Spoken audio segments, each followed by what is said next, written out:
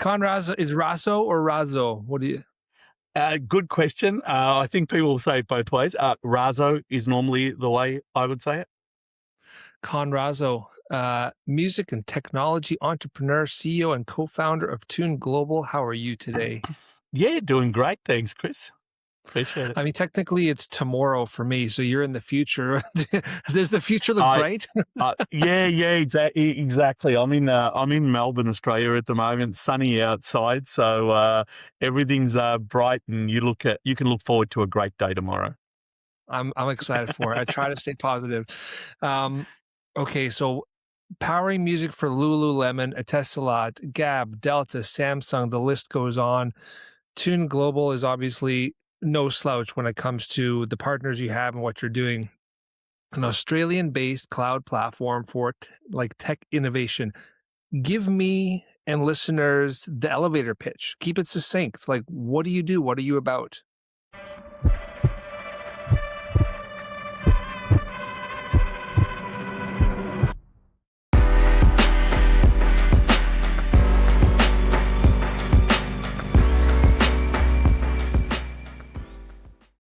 Yeah, I mean, at the end of the day, first of all, we are a location where pretty much all the music exists. We've got about 220 million tracks, manage all the rights for those. And what we really do is power whatever music experience someone is trying to achieve in the world today. And I'm going to say that most people, when they first think of that, they think streaming and DSP, and absolutely, that's a big part of what we do. But we're also, when you think of it broader, we actually are into med tech and we're into gaming. Really, it's where does music connect to a user and what are you trying to do with that user in that process? We have the entire technology layer, reporting layer, compliance layer to enable that to be enacted for someone with that idea, right, in there. So do you guys also have the full music archive licensed as well? You take care of that too? It sometimes varies. So we have a number of clients, a number of licensors that we are able to sub-license through agreements that we have. And in other cases, it might be that our clients have a direct license and we just get the okay to make that content then available to that client. So it's both parts. I would say that some parts in the music industry are more complicated to get licensing, such as sync. And so in sync, we might be more a repository of music for sync companies, right, that they then use rather than us being able to do the pass-through license because they're doing those deals directly with the rights holders themselves, right? But we give the one view often, depending on what the client needs, of master rights, publishing, PRO view. So for people who aren't often, who are just coming up with an idea, I'm going to say they're about 30-70. About 30% of them really understand at a reasonable level what the rights landscape looks like for what they want to do. And I'm going to say 70% don't. So part of our, I guess, role is an educational role too, to at least connect them with maybe lawyers or other elements to allow them to navigate that journey as well. Because it is just as important as obviously delivering the tech, that they're delivering something that actually is sustainable and works in the market. Yeah. So do you have a huge catalog of music at your disposal that you can then sub-license, or how does it work? Yeah. If we look at sub-licensing, I would say they were in the tens and tens and tens of millions. We've got framework agreements with companies like Universal Music so that we can actually sub-license Universal Music's content. So it ranges from, headline content through to, I guess, other companies are like Empire and Believe and other elements like that again have really large repertoires. We're a little bit unusual that we're very, very spread across the world. So we started off in Australia, but if I look at our clients today, and you mentioned a couple of them, but, if I look at our Greenland client, right? Our Greenland client, which is owned by a government entity there that actually does a streaming service, their goal was really to be able to protect Indigenous music, Inuit music, Mm. right, in that area. So they were able to actually create a streaming service that actually provided an ability to actually share and utilize that music both within the country and outside the country. So I do think that's also something that certainly gets me excited about how do you actually protect music cultural aspects around the world, right? That often, they just get buried in Spotify's and Apple's. It's really difficult to be able to find that content. Yeah, I mean that goes to some of the hope around the industry changing and really music and rights holders and performers and artists being like the focal point, not the business model and who's controlling the music per se. Um, Yeah. I was at BlackBerry for a while. I was their global music manager and helped to launch, run, and eventually shut down the BlackBerry equivalent iTunes. And I learned very quickly, partly from my own work and also in large to my boss at the time, that man, doing licensing deals with the labels and the publishers and whoever across different countries is a lot of work. And it wasn't going to Totally. be feasible or inexpensive to do all of those deals. So ultimately, we partnered with someone. We partnered with Seven Digital, who I believe Yeah. rebranded. So Yeah. your back end and your operation is similar to that, but then you have so many other layers of what you do on top of your business model. Yeah, we certainly allow for people to access content. BlackBerry was an interesting one because our really first big commercial success, if you like, was in Australia with Samsung. But the Mm. way we got that was we worked closely with, at the time, EMI, and we got a working streaming app working on a BlackBerry device. And that was our Oh, hero, if you like, right? And we actually walked into this meeting with this BlackBerry device, put it down, pressed play, it started streaming. Everyone was like, ooh, that's just amazing, right? Because it was the time that was a little bit of a black box. Told us to go away for lunch, with the head of digital from EMI, and come back with a proposal. And we went back, we went away for lunch, did a napkin deal, came back, and actually were able to finalize and power Samsung Music Hub for a number of years, right, in that market. cool. So I was always really close to BlackBerry in that side, if you like, on there.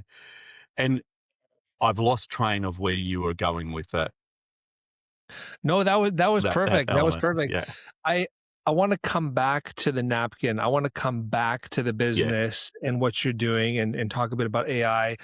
But I really try to, paint a broader picture about the person behind, Sure. all the stuff that's going on. So you live in Australia, but you are the son of Italian immigrants who I am. came to Australia in the 50s. Do you still eat pasta? Well, it's interesting. I grew up in an Italian-speaking household, so uh, I do speak. My wife would say very bad Italian, but I enjoy going to Italy and actually speaking Italian. And I would say still have quite an Italian cultural influence, right, within there. Very proud of that part of the process, if you like. And I think Mhm. Australia gives you that opportunity to do that. But yeah, like I grew up in, really my parents came from Southern Italy. It was a struggle where they lived. They both came out separately. It was a struggle where they lived to actually make ends meet. So they were really coming out to a better place to build a better life. So for them, success was really around don't have any debt, build a great financial foundation for your family and work hard, right? And so, I grew up with my dad. He was a boilermaker, a welder, and I grew up helping him build things on the weekend that he would put in and to make more money and do those things. So it was very much a work ethic that I grew up with, and understanding Mhm. that there was value in that work ethic. And I think that's been fantastic. And as a fun side, some of those skills I still have today. So myself and my daughter, we actually build artwork out of steel and metalwork, and we do all this stuff. And it's actually quite different to what I would normally do during the day. And it's a great way to sort of think about something different and do something together there. Yeah, I love how you I think the note said that you have, conservative upbringing, conservative family, or Italian upbringing, Yeah, and that it was a big focus on family, not just debt and yeah. hard work, but big focus on family and love.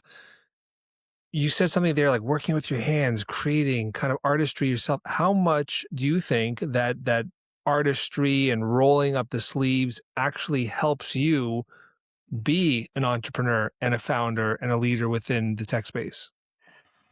I think it's different for everyone. So my journey is different from other people. For me personally, I grew up really thinking about problems and how to actually get solutions to those problems. It was from that very hands-on approach to early electronics and building amplifiers, crossovers, video games, understanding how they work, building those out and actually creating different, I guess, an engineering mindset, if you like, that enabled me to think, how do you actually build layers on top of here? And I think for me today, that's still, you know, it, it can be a positive and a negative in business because I do sometimes really focus on, is this a real idea that actually can actually work, or is this just a little bit of vaporware? And Mhm. you know, I I'm not a vaporware sort of guy, and I don't like to promote that, but I have seen, certainly companies succeed where they're really talking about it in advance of the idea being a real idea.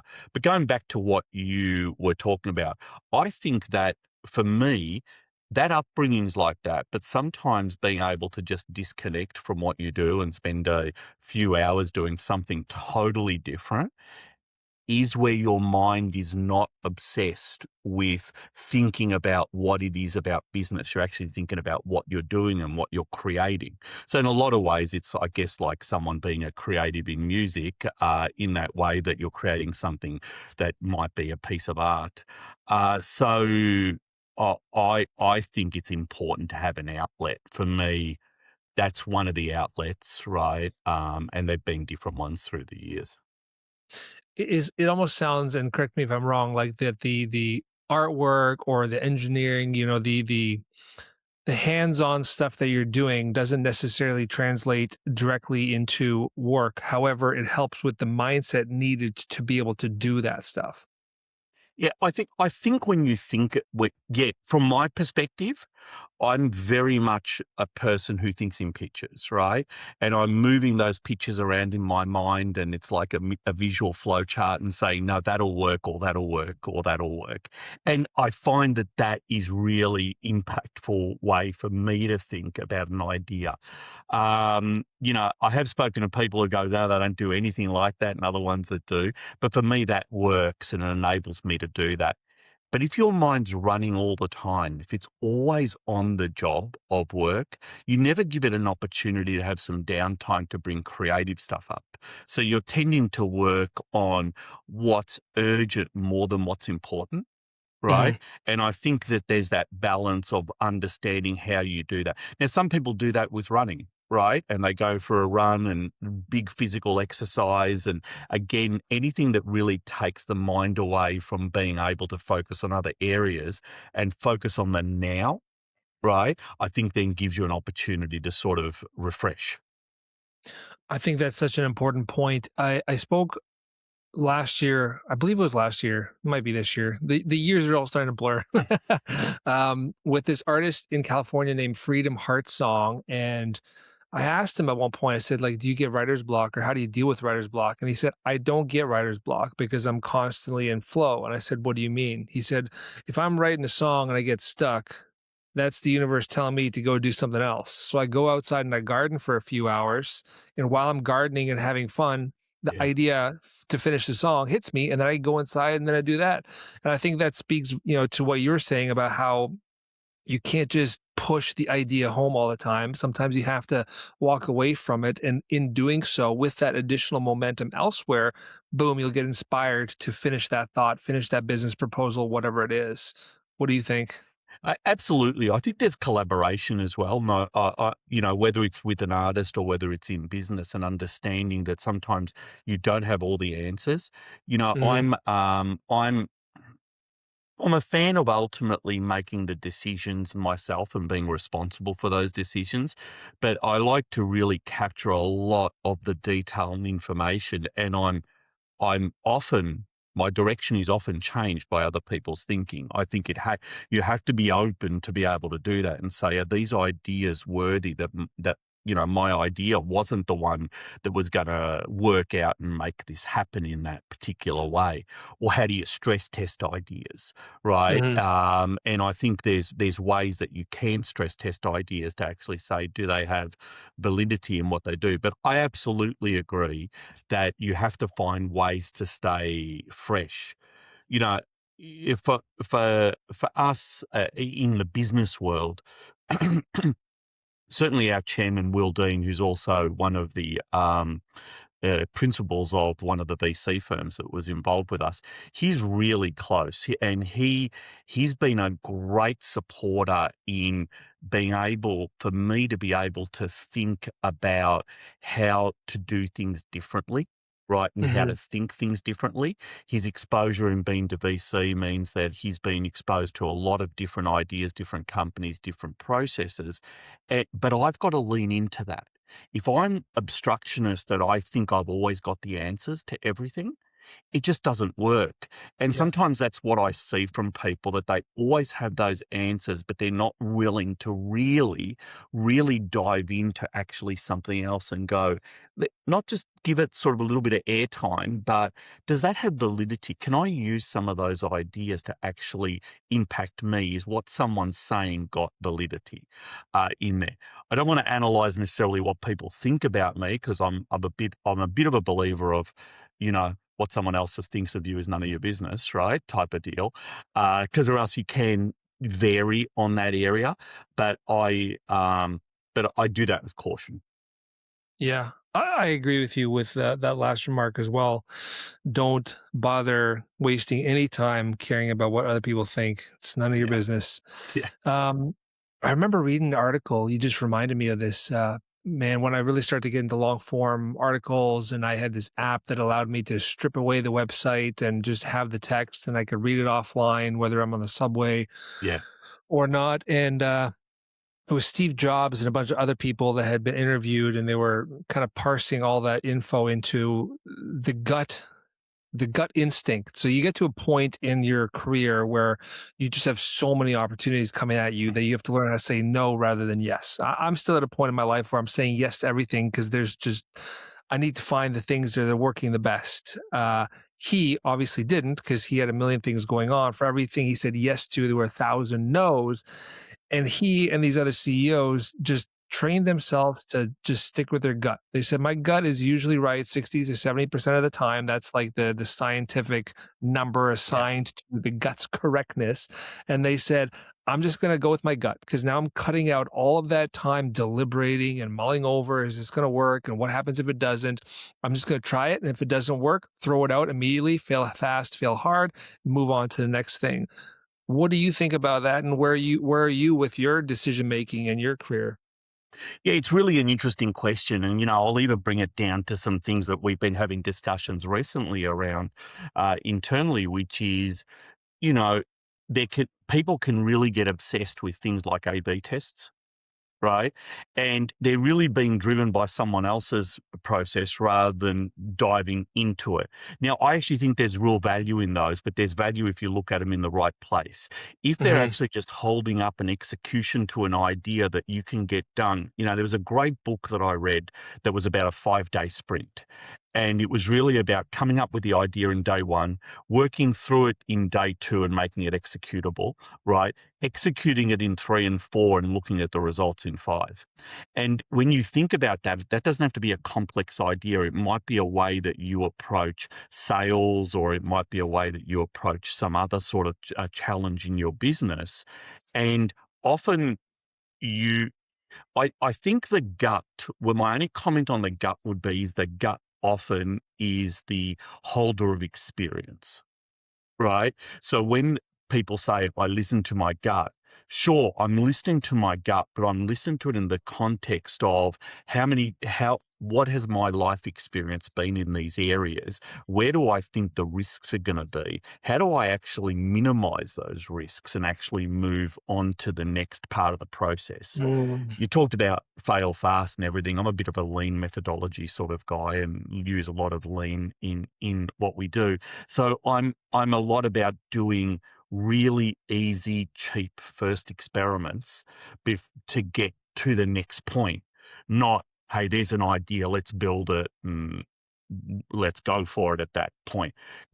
Even if you've got an idea, explain to me really super clearly what the end point is going to be. How do I actually really explain this to clients or customers and have them understand what it's going to be? I'd rather you give me real clarity on that side and you're not all totally sold on the execution yet, because then I've actually got something that is actually closer to a product market fit perhaps as well. So I do think it is that experience bit. So if you're someone who's just going out on your journey early and doesn't necessarily have that experience and background in, I'm going to be honest, making all the mistakes along the way, right? It's more about the mistakes than the successes. Then I do think you do have to invest time to understand who are those people that you can build some trust factor around so Mm. that you might actually bounce a gut idea off one or two of them, right? It does depend if it's going to cost a lot, both in terms of time and money. I think if you can make it not cost a lot, you can do a tremendous amount of experiments. And by the way, that's what I think is happening with the music technology business that we can touch later on, that the ability to experiment is actually becoming easier, cheaper, faster, which Yeah. should mean we get innovation, right? Now, we're in the journey, so let's see if my if my gut is right. Speaking of gut, you didn't answer my question. You still dealing with the Italian food? How much is it Abs- prevalent in your life? uh, I would say that culturally, yes, but I would say we're pretty diverse, and I think that's typical of Australian culture, right?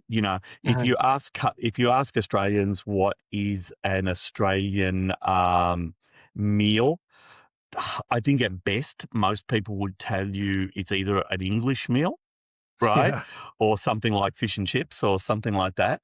So I really like that about Australia. I like that there's this real diverse culture, and Melbourne, where I come from, is probably a great example of that too. So I'm going to say that I would regard myself very clearly as Italian heritage, and there's lots of examples of that in what I do and my lifestyle and everything else.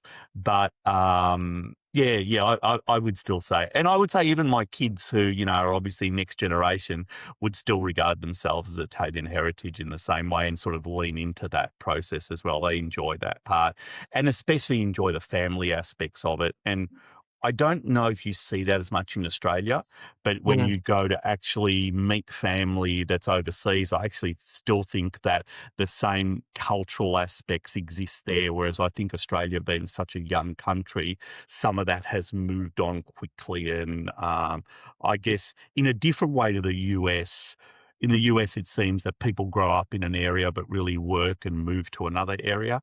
I don't think Mhm. that's so much a thing in Australia, but I do think, like most Western economies, we're less connected than we once were. Yeah. I Mm, agree, and I think that unfortunately we need to figure out how to balance those two things. mm, Live in this like increasingly globalized world where I can have an amazing conversation with you across time zones, but at the same time honor our heritages and whatnot. Um, you're 20 years old. You're getting the entrepreneurial bug. You create jig photo, turning photos into jigsaw puzzles. You're working with your dad. I can see sure. how you everything led to Tune Global. I can see how that happened, but where was the music hook? Like, where did you fall in love with music, and what was it? Yeah. Yeah, it's a great question. I would say that, as a core piece of music, I was always into music from a very young person. I still remember a really iconic concert that I went to, which was at La Trobe University here in Australia. I remember the lineup. It was young home buyers, a band that no one really knew anything about, which was called In Excess, and Midnight Oil. Right, was there, and everyone was pretty disrespectful to young home buyers and In Excess because they were waiting for the main act to go on. But it was really around. I think there was a much more diverse music scene at the time, and you really could dive into music and live events and really small events many times per week. And so I grew up in that environment. But I was a technologist too. So my journey was that we got into a lot of different technologies that allowed scale for consumer type applications. How could you actually support millions of people? And then we built a robotic CD duplication service. And this was the time of even MySpace and things like that. So we actually supported artists by being able to press on demand, print on demand, ship out, do all those sort of things. The same time, I started to be really focused on establishing relationships with major labels. And at the time, I really focused on EMI here in Australia and in Sydney. And I did a lot of trips going backwards and forwards with EMI as the digital business was really at the stage that it was still mainly downloads, but starting just some upswings on streaming and what the concept of streaming was. So for me, having the concept of digital wasn't that different if it was music or if it was another different asset. It was how did Mhm. you actually present this to people and make it work? And so with EMI, we did a lot of executions before and eventually as Universal once they got bought by Universal. But that was the journey. So our process was we were doing physical CD. We saw the writing on the wall there and said, no, that business isn't going to be sustainable. What is there in the digital world that's got real scope and fits well with our set of skills, which was really about operating things at scale, right? And that was where the journey went with music. And again, from that side, I'm going to say that a lot of focus for us on again, how do you protect licensees' assets? How do you actually what are the connections between songs? How do you actually think about when you recommend songs? How do you get around the challenge of people saying your recommendations are too narrow and you want to get more into discovery and leaving new artists a way to actually get their products seen on platforms? Again, all these ideas are still what we talk about today. Mhm. And, it may use AI or other things that are helping with that today. But at the end of the day, it's are you putting in front of someone that actually is causing them to say, I really like this and I want to play this, right? Absolutely. Um, Let me take a step back. I just want to be specific with the question. You personally, though, when you hit play on something Mm. or you're at a show, when did you fall in love with music personally? Yeah, I would have said that I grew up in that scene. I had some brothers of friends that were really into mainly the English music scene. Right?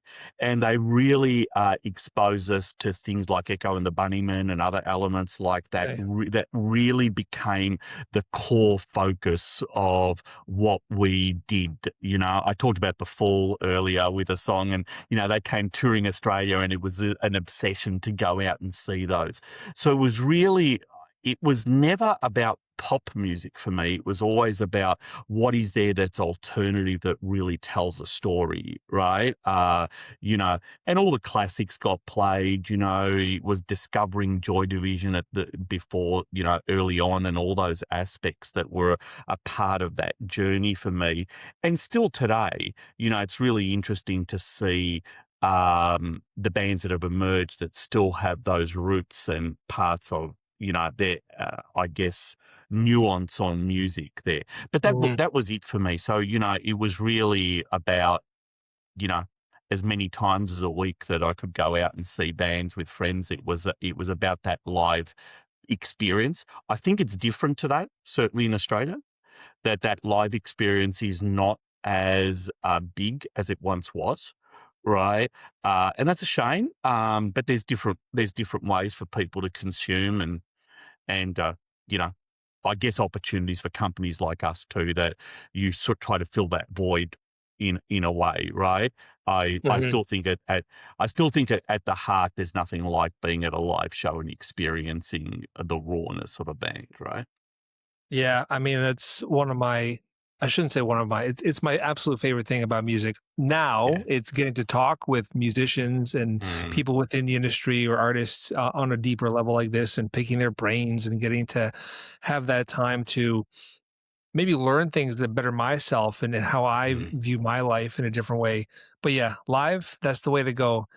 yeah. It sounds like the love of the music as well as the upbringing with the focus on not being an engineer, but tinkering and the mindset around tinkering and an entrepreneur, but also this love, right? There was this focus on family and having a love for that community.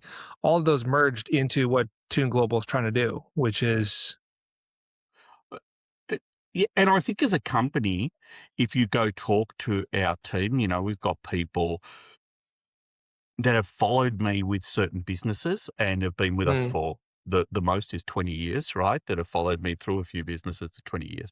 But other people that have been with us with many, many, many years. And I think that's typical of us. And I think that's, we really do care about the type of, well, first of all, I just think it's fun working in music, right? And I think you yeah, can make it fun working in music. Even on the tech side, just understanding the challenges that occur with music, right? I mean, really, why would you work in banking when you've got an opportunity to work in music? There's just no reason for yeah, it. But but I do think as well, just that respect that you give and how you grow that. Today our teams, we were founded in Melbourne, but our teams are spread across the world: US, UK, Sweden, other elements there. So it's actually become really interesting because there's suddenly this quite different cultural aspect to it as well. And that's been more challenging than, or at least challenging is maybe the wrong word. That's been more, I guess, unexpected for me, just to see how people think from different cultures and how mm, we need to sort of change the way that we package something we say. I always knew that from sales. I always knew that, I can't go into a certain market and cross my legs and show the soles of my shoes, because that's disrespectful in this market, or I need to spend enough time on small talk in another market, all these aspects. But I think it's different when you are actually, I really like a robust discussion on an idea. And like I said earlier, I like being challenged to whether I should change my thinking. How you actually mhm, create that opportunity for that robust discussion, without people feeling comfortable within that, is not as easy as it sounds. Because obviously there's the concept of soft power if you're the CEO of the company, and how do you make people comfortable in that process? So I don't think it's just like flick a switch and let's go in and talk and do this. I think if you want really great ideas, they always come from the people. Right? And so it's, how do you actually create an environment that allows those ideas? And it could be just a little nugget that you're able to take and go, wow, that was really interesting. What about if we actually took this further? What would mhm, that mean for us? You know, and part of, I don't want to talk about product, but part of what we do, there's something that we've done recently, which is social radio, which is how to actually artists create a DJ experience in different DSP platforms, allow themselves to get tipped so they actually create greater revenue, but also create an experience for their user that's actually got a two-way communications pathway on that. And that really emerged from those discussions and those ideas to say, what are the ideas that's going to bring fans and artists closer together, right? mhm. Rather than at the moment, sort of is, sort of isn't in most platforms. I love this point in the conversation. For me, conversation is everything, right? It's how we fix things. It's how we work together. It's how we unite. It's how the whole world moves forward is just talking, because we've gotten to a point where people are so divided, especially in North America, and there's politics and there's religion and there's socio-political topics. And I don't want to name them, but at the end of the day, like, we get focused on a point and we don't delineate from that, rather than just hearing what Khan has to say, even if you don't Mm, agree with it. Because when you're yeah, doing that, all of a sudden your whole mind will shift, potentially, even if it's 1%, to this new this yeah, new idea, and all of a sudden you're in a different spot. It's our character that matters, not our positions on things, which will change over our lifetimes anyways. For me as a CEO, one of the things I've learned over the last few years is to just be direct. You don't want to be too blunt. I was very mm, much too blunt, and it wasn't always going over well, but I had to mm, learn how to just be more diplomatically blunt in a positive way. It's with coaching as yeah, well. And in doing so, you empower the other person. I have an employee who's just, her arc over the last 3-4 years has been transformative, to see where she was to now. And it was just that conversation, the feedback, the sitting there. I mean, I had a whole bunch of stuff happen to me over the last 3 years. And I'll give you an example. I had a little girl last year. She died after a week of being alive. It was horrible. sorry to hear And that. I was sitting here as a CEO asking myself, like, fuck, like, how do I deal with this? And I Mm, realized 10 minutes before my Monday team call, the day after it happened, the only way to deal with it is head on. And I sat there and I cried and I broke down and I was weak and vulnerable. And I told them what happened. And you know what happened? Everyone understood. Everyone united. Everyone said, take the time off. And they picked up what, I needed to do. And they got it done for me, to create the space for me to kind of heal as quickly as possible. yeah. And ironically, that allowed me to heal faster and come back to work faster. So have a conversation, empower your team, do all those things. I'll shut up. But let me ask you this. What is one of the most important or single most important traits or elements to being a successful entrepreneur that you employ? Listen, I think it is listening, right? Because I don't think and I think it's a challenge sometimes for people at a leadership position to actually allow themselves to truly listen to what people are saying and Mhm. distill that and understand that in some particular way. I often use an analogy within our team that Australian football, which is AFL, right? There's 18 players, and there's usually a leadership team of 5 or 6 people that are in that team. And they're back to what you said. They're often brutally honest with each other, but they don't take it off the field. They only use it on the field. So they say, how do we actually get better on the field together? And by that process, they actually build these really super strong connections internally because they Mhm. really respect each other, but they're able to do that. I think that's the goal. And the goal is that you're imparting that knowledge, but you're listening. And I think if you're doing it in that particular way, the knowledge you're imparting is hopefully a little bit more empathetic. It doesn't have that uh, bang in there because you're trying to take people. If you don't believe that you can help a person go from here to here, then you guys should probably part ways and go in different directions, right? So Yeah. I think part of it is believing that yes, you can coach someone to go from here to here. How do you actually work together toward that? But don't discount their ideas in that process, right? Yeah. And so ultimately, I understand that the final responsibility has to be with me on the success of the business and elements like that. That's the role. But I think allowing people to truly understand that they've actually got a say and a stake in what and they're being listened to is incredibly powerful. I actually think it's exactly the same for a client. So my first question, so often when a client talks to us about what they're trying to do, my first question is, what's the center of your world? Right? And I'll give you examples.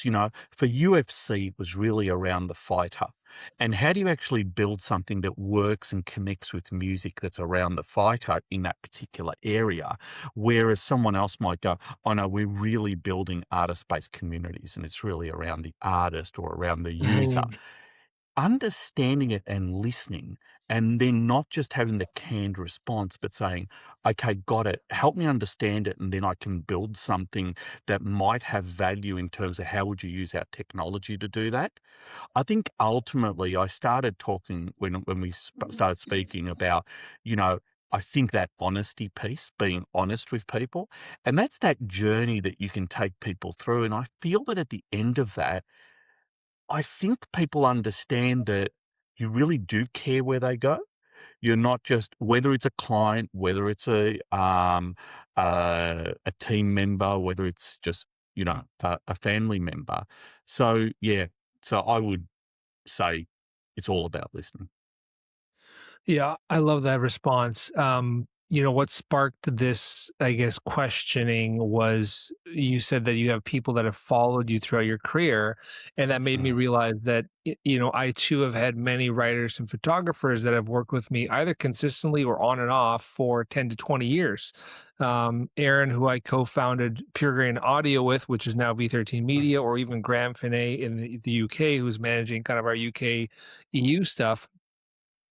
They've been around for almost 2 decades each, Yeah, and I think if you show up and you are honest and you are, you work with integrity and you do your best and you own your mistakes, you own yeah, your fuck ups, like, I think that's yeah. the way to do it. What about you? Like, how have you managed to keep people on your team through companies? Yeah, I think it is that honesty piece that you are honest with where you're heading. I do think that your role is to be the visionary, right? And so you do want to give people a clear path to your vision, but also help them understand the pathway that you are talking about to get to that vision. So it's not just pie in the sky. People want to do that. I think also respecting people from a work-life balance, before COVID and everything else, we were already we understood that we were working in a global sense. So we were asking our people sometimes to work at weird times at night and weird times in the Mhm. day. And that meant that we shouldn't ask them always to come in the office every day and do that piece and make it into a 16-hour day. How am I going to preach work-life balance and have them work in 16 hours a day? So we try to be really fair and um, I guess, flexible in that particular way. And, you know, we've always found that even, COVID was a great example, and Melbourne was I think, the greatest lockdown in the world from that aspect. And we really bloomed on that side because people actually were responsible themselves. They understood what they were trying to do and how to be part of a team when you can't physically be part of a team as well. And to that point, Chris, I think that actually helps you when you start to get people that are around the world, right? Mm. How does it actually connect into those areas? I'm really looking forward to the next range of technology where the language barrier goes away and we're able to communicate across mediums, hearing the language that we understand and say, what does that mean for how we impact people when language is no longer part of the process, right? With Yeah. our Japanese clients and potentially team, how does that actually work? Now, you do have to invest some time, where I mentioned earlier, in understanding the cultural differences. There just are cultural differences, right? Probably the biggest one for us was we ran quite a large Indonesian team for a while when we were doing our direct to consumer service. And that was a very culturally different sort of area than Australia or than the US. I would say Middle East is somewhat the same for us today and other areas like that. Run a lot of services in Kazakhstan, Uzbekistan, all these other unusual areas. And I think, again, it forces us to understand what's important to them. Goes back to that listening thing a little bit. Like, you can learn a little bit from research, but I think actually being truly interested in what some of the people are doing allows you to build those relationships and then allows you to actually be maybe substantial in those countries as well. Yeah, I mean, I don't think that the differences are a bad thing. In fact, I think they're a Yeah. good thing. And the Mm, irony is that I haven't worked multinationally with my company, so to speak, but I mm, can only imagine that by going into Kazakhstan, for example, it forces you to be more human, to mm. respect the culture, to respect, the way in which they do business, but also potentially to examine your model more critically and say, like, you know what, is there something else that we could be doing that might not just work here locally, but be better globally across multiple platforms? And a really interesting case on that is we were speaking recently to a Mongolian client that we have, Yeah. and they were talking about how what's in that industry is that they window content just for sale. Think of it as a tethered stream that you would get Mhm. from a service, but you're actually paying retail price for a period of time beforehand. That actually increases the revenue substantially for local artists that gate through that particular process. So it's an interesting way that they've actually been able to bring in more revenue for local artists that streaming doesn't normally provide. Now, it's an interesting one that works there because it's just part of their normal way of doing business. But I do agree with you. I brought it up with someone else just recently and saying, is that an interesting thing to think about? That if you're trying to Mhm. actually create greater revenue stream for artists, where do they hook in with that? Is it the tipping that's in some of our products, or is it giving people early opportunity? But how do we actually bring more people in for the ride, right? If that's going to be something that works, because obviously it can't be just niche and not work, or else it won't work. But I do agree that seeing that diversity gives you a much different appreciation. And so often when we look at people, especially say if we've got a US company that wants to go global, our questions are, have you studied what that means globally? You know, you may not get as many subscribers in Africa, and it has to be a different model than what you're going to get in the US. So really Mhm. understanding that, again, you know, I think our role is that we can bring some of these things into the equation so perhaps they don't waste money and time, Mhm. right? Ultimately, they're still in control of what they want to do with their own business. Yeah. Listening, right? Ask and listen. Don't tell and yell. Um, Absolutely. so you're a family man as well. You've got 3 kids of your own, a wife. How do you personally balance work and life? And I ask this selfishly because Mm, I love what I do. This is my baby. I have mm, multiple babies here, mm, but I have a fiance and I have 2 kids and I have 2 stepkids and I have a mm. kid on the way and life is busy and I don't want to kill myself. Be with exhaustion. What's your balance? How do you do it? I mean, there is a couple of things that I use, right? So I'm not going to say I'm a crazy list person, but I actually do list things that I have to get done. And I try to put two tags against them, what is actually urgent and what is important. And then I bring the important ones up to being the ones that I sort of got to get done, right? Because the urgent ones often don't need to get done and it's not urgent tomorrow. If it's urgent today, it's not always the case. But if they're urgent and important, then you know that they're at the top of the list, right? In that process. Mhm. So that enables me to have a think about that part of the process because there's some parts of the business that you've just got to do.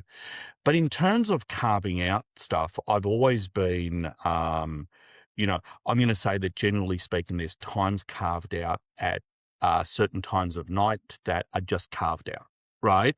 They have to be exceptional for me to actually do something at those times of night, Okay. right? Or else they're carved out. The weekends, we try to plan different things that we're going to be doing together on the weekends. I try to carve out time for those things as well. So I'm very I guess I'm very forward thinking in terms of what actually is it that I'm going to carve out in this process that is important for me. We get travel together and do things, and we're very, again, there's an intent to that process that we do that. Hey, I don't mean that we go on these holidays and I'll always get canned because I'm a little bit structured and everyone else wants to be unstructured, and that's okay. That's a little bit of fun. We'll go with the flow on that, right?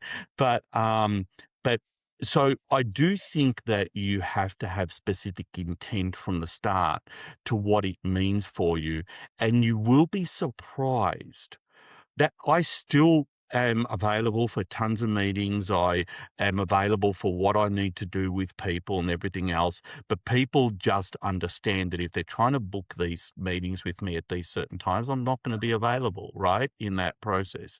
And that's okay. I don't. And what I tend to do is we work with our team to understand what their unavailability is. And it's all a little bit Mhm. different. You've got younger kids, older kids is always going to change a little bit. You've got no kids, right? Etc. But we're able to work within that as a team and respect other people's time in the team. That's even more difficult when you're working across, say, 3 time zones, right? And you're trying to link things through 3 time zones. But I think, it is about that intent and being intentional. Mhm. I'm conscious of time. I believe that you have to go soonish, correct? Yeah, yeah, I've got to head in a few minutes, but I've got a few more minutes. Amazing. Well, you're going to have the pleasure of wrapping us up with a final thought. But before we do that, very quickly, um, I always like to know the shit behind the shit. As I mentioned earlier, how do you handle grief? You lost your father recently. You lost your mother earlier on. I can't. I think it was 25 years ago, roughly, if I'm wrong. Yeah. My mum's was probably a Fam- bit more traumatic. Cause my mum's was probably a bit more traumatic. Yeah. Yeah. And family is so important for you, and you focus on that. In fact, you're instilling in your kids this idea of nothing is impossible, which I Yeah. love. I do the same thing with my children as much as I can. For me, it's L's, losses and failure, and I messed up, and I don't want to try. They're so good because the more L's you have, the more W's you have. That's what I've been trying to teach them. So I loved Mm. hearing that. But how do you handle grief? What are the things that you do to help you get through these things?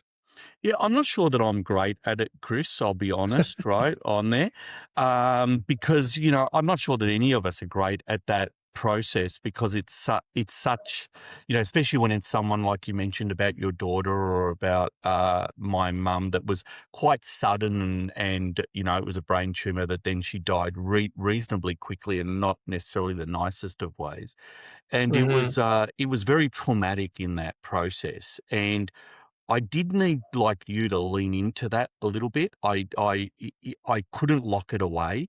I think it would have probably broken me to lock it away, right?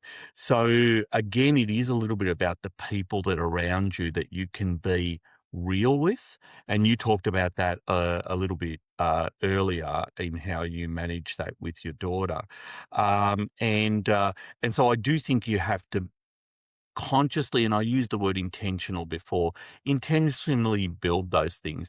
Now, with me, there was my direct family. There was my wife, my kids.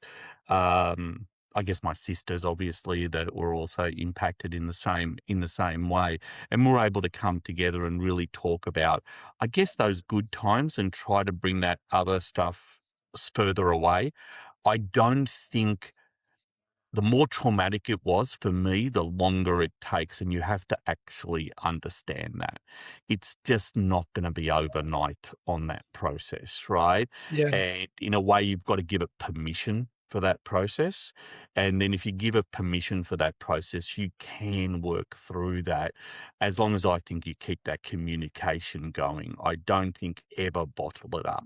But again, I'm gonna say that I wouldn't be sitting here and saying that I'm the perfect person to be able to do that. I look at other people and I'm in awe of how they've managed amazing trauma in their lives, right? And I would ask them that same question you've asked me and be all ears. I think that was a perfect answer. You kind of touched on so many of the things that we discussed today in that, Yes. and I would agree that the communication, transparency, the only way out is through. And I feel like Mm. there's so much of that that resonates within business and entrepreneurship as well. I am so grateful for your time, Con. Do me a favor and wrap us up with a last bit of con advice, maybe a pro tip to counter the con. Sure, sure, absolutely. I mean, I think I would go back to what I said earlier. I think honesty is the critical point, but I don't necessarily mean about being honest with everyone else, although I think that's a given. I mean more about being honest with yourself, and I think that's a more difficult part of the process. And how to understand without being over analytical, like you don't want to go in and just analyze yourself and have that voice just knocking you down. But I'm always looking at the different things that I've done and thinking, how could I do those better next time? Could I involve people better? Could I do something that has better outcomes? I think, one of the often used words, and, our team hates this. They hate whenever I talk about learnings. They think it's one of those glib sayings that go, don't give me that again, right? But I think about taking it as an internal learning to actually say, how do I actually proactively do this better next time? Because if I do it the same way and I get the same results, I'm really fooling myself in that process. Now, I don't necessarily mean just about business, right? I do mean about business, about personal life. I think if we can be open to thinking, how would I do something different? What can I learn from there? We don't build up walls. We build up, I guess, bridges and opportunities to actually go somewhere else rather than, something that just doesn't bring us forward. So that would be my one piece of advice really in that process.